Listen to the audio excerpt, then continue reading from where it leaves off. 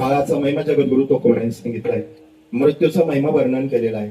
मरावंच लागतं महाराज. अंतकाले समामेव स्मरण मुक्त आकडेवरम या प्रयाती समभाव या ते नास्ते संशय. मरावं लागतं महाराज.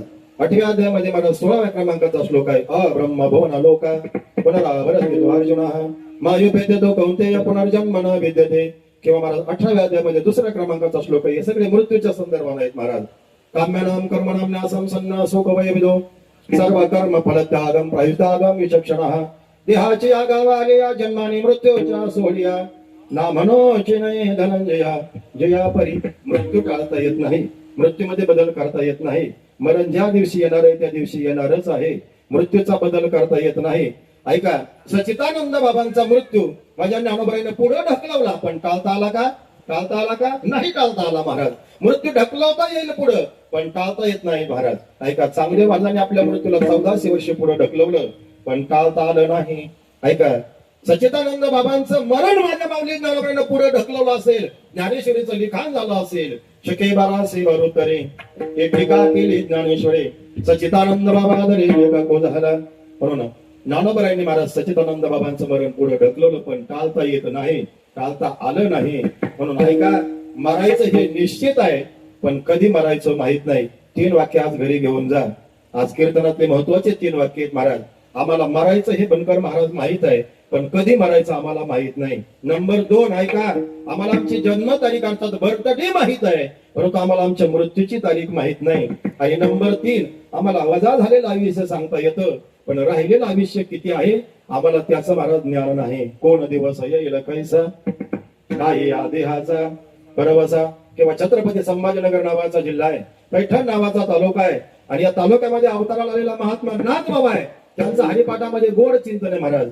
ऐका, घडी घडी काळ वाटयाची पाहे अजून किती आहे अवकाश. नाथ बाबा म्हणतात अजून किती आहे अवकाश. कशाला? कीर्तन संपायला नाही. कीर्तन वेळेत संपणार आहे. अजून किती आहे अवकाश आपल्याला जाण्याकरता. घडी घडी काळ वाटयाची पाहे. काळ आपल्या पाठीमागे लागलेला आहे. काळामधून जर सुट्टी करून घ्यायचं असेल, जीवनमुक्त जर व्हायचं असेल, तर ऐका, जन्म मरण बाद झालं पाहिजे. जन्म मरण बाद कशाला होईल महाराज? अगोदर जन्म मरण कशाला तेवढं सांगा ना. जन्म मरण आम्हाला वासनेमुळे महाराज. जन्म घेणे लागे वासनेच्या संगे याचे झाले अंगे हरिरूप. जन्म मरण बाद जर व्हायचं असेल तर जन्म मरण बाद, त्याला जन्म बाद कशाने होईल हे पाहावं लागेल. आणि जन्म का घ्यावा लागतो? वासनेमुळे घ्यावा लागतो. म्हणून वासनेमध्ये बदल झाला पाहिजे, वासनेमध्ये परिवर्तन झालं पाहिजे. संत चरण राज लागता सहज वासनेचे बीज जळवणे जाय. वासनेमध्ये परिवर्तन झालं की महाराज जन्म मरण बाद होतं. जन्म मरण बाद झालं की जीवन मुक्त स्थितीला प्राप्त होतो, अर्थात मोक्ष पदाला प्राप्त होतो. आणि मोक्ष पदाला प्राप्त झाला की त्या दिवशी अभंग लिहिला जातो महाराज. शेवट तो भला माझा लो गोड झाला आलो निदाच्या माहेरा. भेटे रखुमाईच्या वरा भेटे रखुमाईच्या वरा.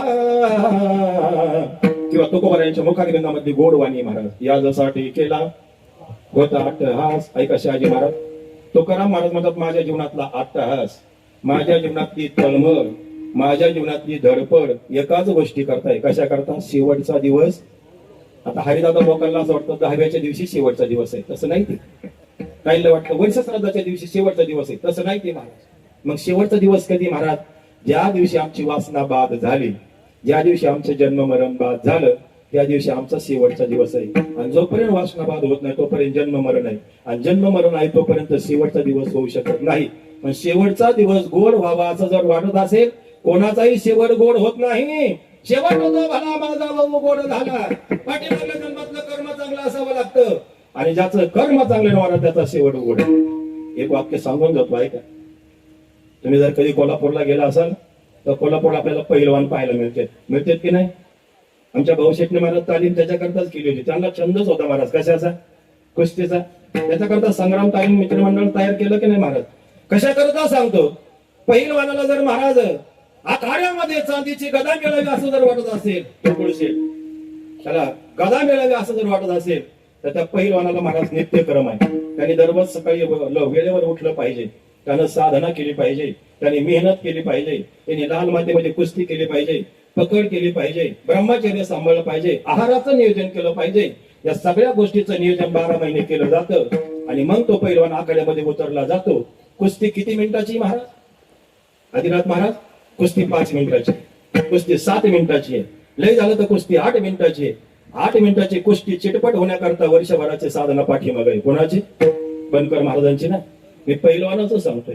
12 महिने पैलवानाने केलेली साधना 7 मिनिटाच्या कुस्तीला कामाला येते महाराज. चला पुढे. विद्यार्थ्यांना 12 महिने केलेला अभ्यास 2 तासाच्या पेपरला कामाला येतो महाराज.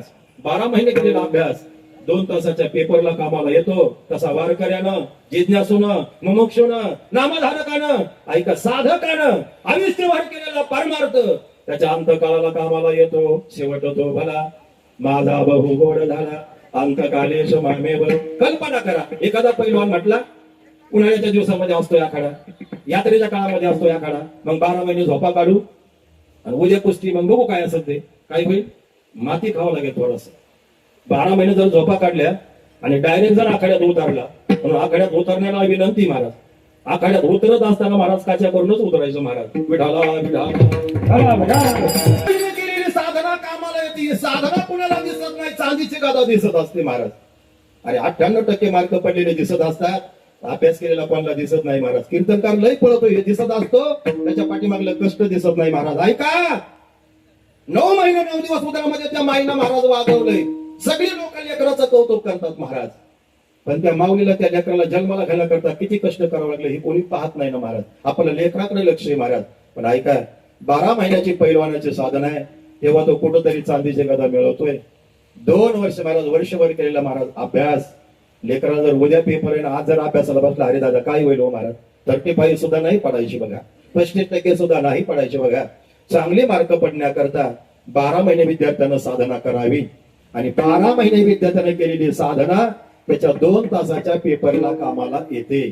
पैलवानानं 12 महिने केलेली साधना त्याच्या 7 मिनिटाच्या कुस्तीला कामाला येते आणि आमच्या वारकऱ्यानं महाराज आयुष्यभर केलेला परमार्थ शेवटच्या क्षणाला कामाला येतो. आणि म्हणून तो करा महाराज म्हणतात, यासाठी केला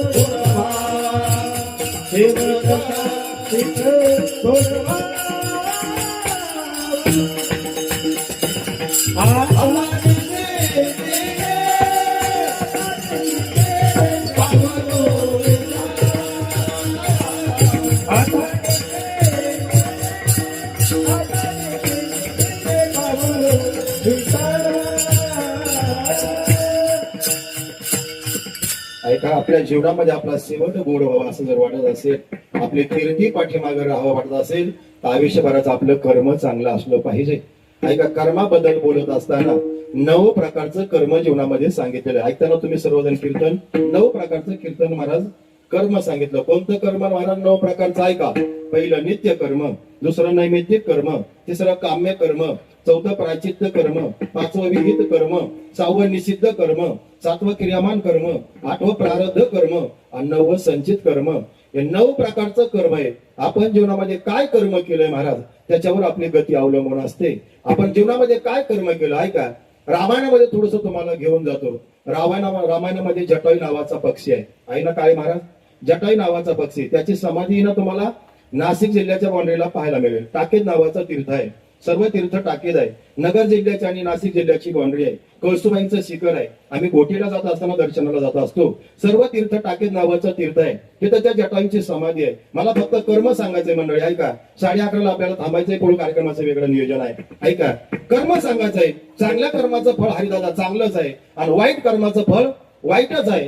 गीतेचा सिद्धांत आहे, कर्मण्यवाधिकार असते महाफलेषु कदाचना. किंवा कुठेतरी सुभाषितकार चिंतन म्हणतात, जैसे जाचे कर्म तैसे फळ देतो रे ईश्वर. कर्माचा लेखा जोखा चुकत नाही. देव असो, देवाचे वडील असो, महाराज असो, कीर्तनकार असो, प्रवचनकार असो, गायनाचार्य असो, व्याकरणाचार्य असो, विनोदाचार्य असो, हरिभक्तपरायण असो, महाराज असो, आता महाराजाचा मेवना का असा ना महाराज, लय लांब जाऊ नका. आपल्याला एवढं लांबचं बोलायला जमत नाही महाराज. महाराजाचा मेवना म्हणून लांब म्हणण्यापेक्षा कोणी जरी आपलं तरी कर्म मात्र चुकत नाही.